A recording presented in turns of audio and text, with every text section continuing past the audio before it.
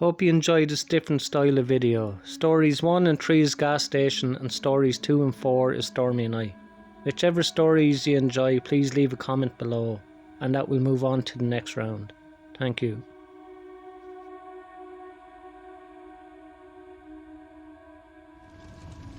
The night shift at the gas station was always quiet and uneventful, but that's what I like about it. I was the only one working and I had the place all to myself. I would stock the shelves, clean the floors and wait for the occasional customer to come in. It was a perfect job for someone like me, who enjoyed the solitude of the night, but tonight was different. The weather was terrible, a raging storm was sweeping through the area, and the power had just gone. I was stuck in the gas station alone after dark. I tried to keep busy, but the silence was deafening. All I could hear was the muffled noise of the heavy rain as the storm raged on. I started to hear strange noises coming from outside. I tried to ignore them, but they were getting louder and closer. I could hear something scratching at the door, and I knew I had to investigate. I grabbed my flashlight and slowly made my way to the door. When I opened it, a gust of wind blew in, drenching me in rain. I couldn't see anything in the darkness, but I could hear something breathing heavily. I froze, not sure what to do, and then out of nowhere a figure burst into the store. I stumbled back and fell to the ground. I was sure I was going to die, but as the figure got closer I managed to get a look at him. All I could see was a dark outline, but it was a man, a giant of a man. He was at least 6'5", with wild hair and a bushy beard. He wore a large coat, but even without it I'm sure he would have still been huge. I scurried behind the counter and sounded the alarm, but I knew help was minutes away, and I didn't have minutes. I scanned the place for the guy, but I lost him. I could hear him though, and his movements sounded close. I knew that I had to find a weapon, something to defend myself with. I found a baseball bat and brandished it in front of the man. The man let out an amused laugh and lunged at me. I swung the bat with all of my might and it connected with him and made a sickening tug. He let out a final cry and fell to the ground, motionless. I couldn't tell where I got him, but I didn't want to stay and find out. I ran out of that place and down the street. I was soaked in rain. In less than a minute, suddenly I noticed the flashing red and blue lights that I had been waiting for. It felt like an eternity since I called, but looking back I know it was probably less than 5 minutes. I walked back to the store to meet the police. When I got there my attacker was gone. I turned over the surveillance footage to the police, but since the power was still out they couldn't watch it on the spot. However, the police were never able to find the guy. I was lucky to have escaped with my life, but I know that I'll never be the same again. The memory of that night will haunt me forever, and I'll always be looking over my shoulder, wondering when the man will return. I quit my job at the gas station and I never went back.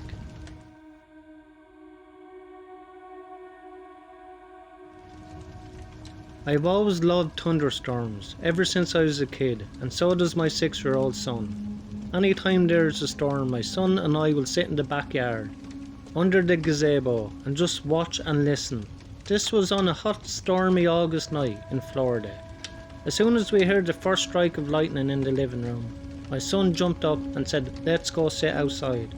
I followed him outside, where we ran from the back door to the gazebo, getting pretty wet on the way.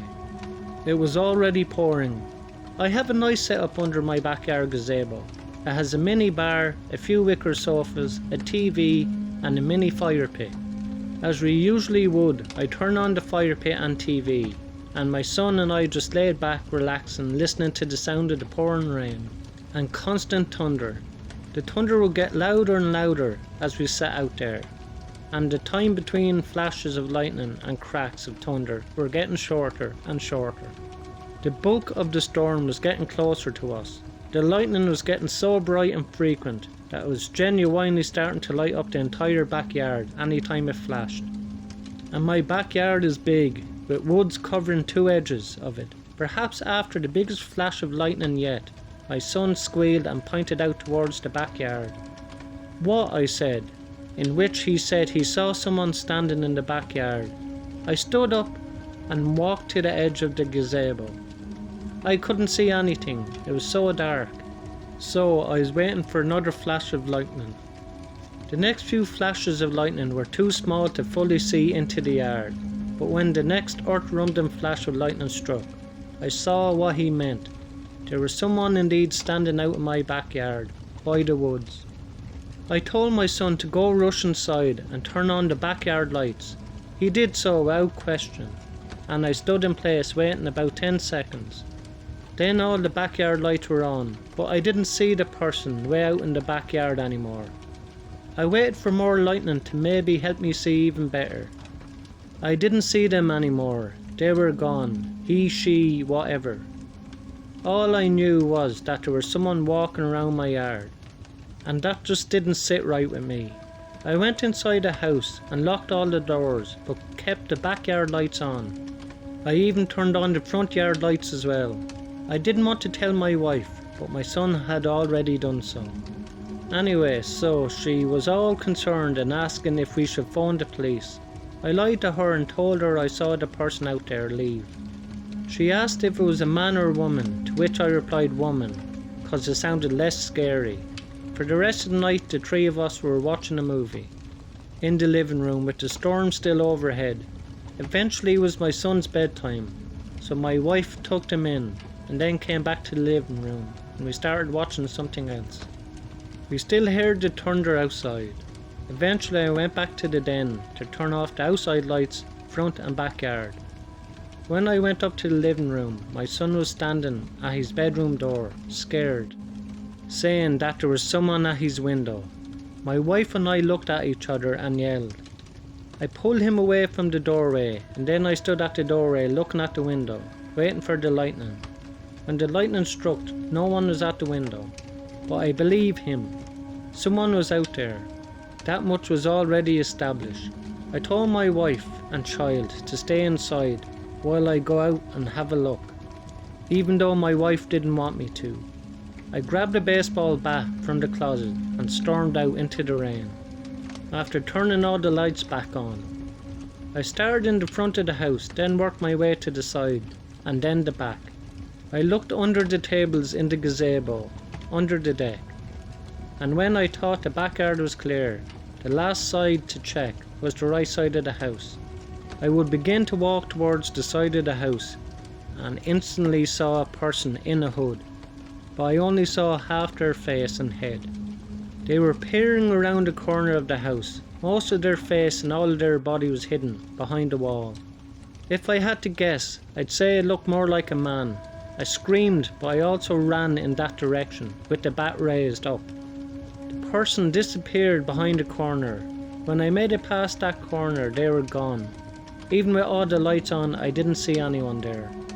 I went back inside and told the two of them that was okay, that I chased the man away, but my wife did not like to hear that it was a man. I made sure to close all the blinds in the house. Now luckily we weren't bothered again by the man. My son slept in our bed with us that night, just because he was so scared, and I understand. I didn't see it, but I can only imagine how scared he was to see a man stand at his window at his age.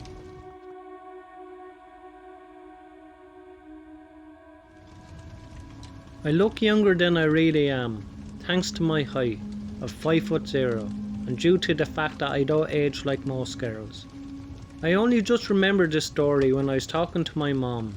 February 11th was the night of the Valentine's dance I was attending at my school. I had worn my mother's golden prom dress. My friend Anna had a white and pink dress. This is important to the story. Anna's dad was our chaperone, so after we got into the car, he drove us to a gas station. He asked us both to go in and pay for the gas, but since Anna had no idea what to do, I did it. Upon approaching the counter, the cashier greeted us by saying, "Where are you pretty ladies heading to?" Since he had a bit of broken English, I tried to be polite and replied, "Oh, we just got back from a dance." Keep in mind that this was around 12 in the morning at this point. "Oh, I should have gone maybe. I could find some pretty ladies like you," he said. He had a smirk on his face, and I was already freaked out. so we just excused ourselves and poked around the store for a while. As we were whispering about how creepy he was. I caught him peeking over the counter at us multiple times. Suddenly he started talking again. "So how old are you pretty ladies? About 18, I guess?" But we were nowhere near 18. We might have looked a little bit older because of our heels and the makeup we wore. But that's it. I'm older than my friend by a year, but I was still 14 and she was only 13. Both of our birthdays were only in a couple of days. Mine came before hers. We told him our ages. Then I spoke up and said, "Actually, we got to go." And I dragged her out of the store. We got out of there and we never went back.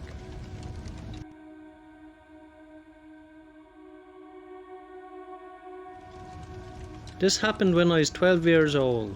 I grew up in the suburbs of a major city and we got a lot of snow in the winter. That was great because there was a lot of things to do there. There was a small ski hill near my house and I always got a season's pass. There was also a really great toboggan hill nearby. It was actually a farmer's field in the warmer months. We could see cows grazing there in the summer.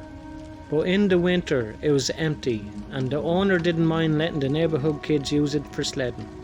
Our neighbourhood was considered really safe, but there has been word going around that there was some kind of creeper hanging about. My teachers and parents never gave us any details about who it could be or what they supposedly did. But they did tell us that he drives a white car and that if anybody approached us, we should tell an adult. On a Saturday afternoon, it was snowing really hard. Despite that, my friend Martin and I decided to go sledding at that hill. He lived a few doors down from me and we would hang out often. We figured that the heavy snow would scare off most of the other kids who would crowd that hill. The place was about a 15-minute walk, so we made our way there carrying our cheap plastic sleds. When the hill came into sight, we were happy to see that it was completely empty. We had the place to ourselves. We ran up the hill the first time full of energy and excitement.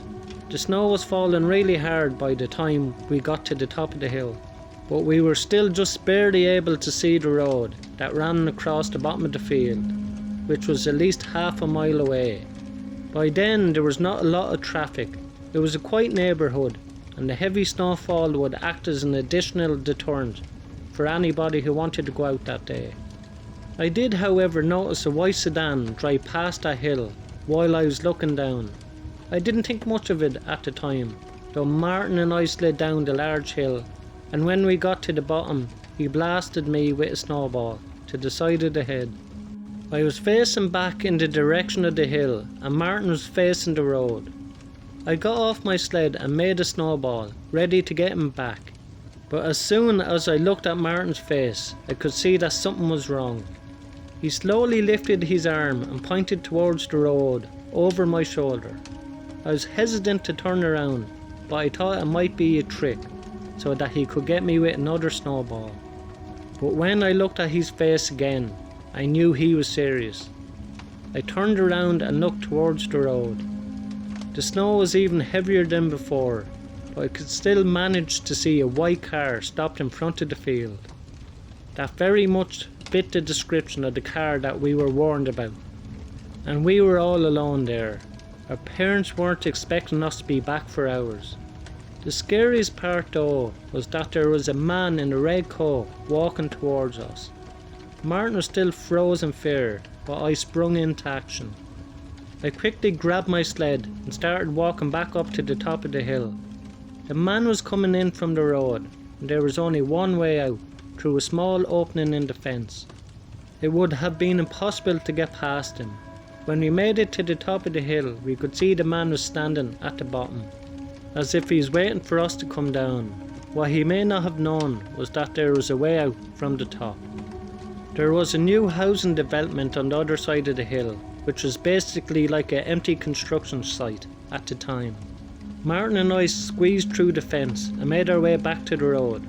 We decided to go straight home after that.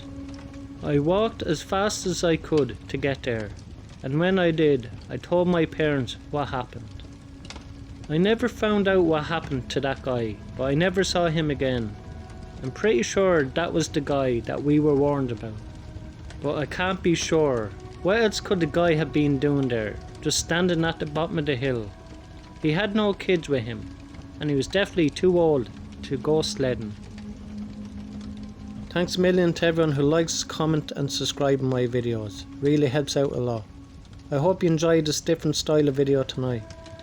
If you enjoy my other stories, there's more in the box above. Thank you.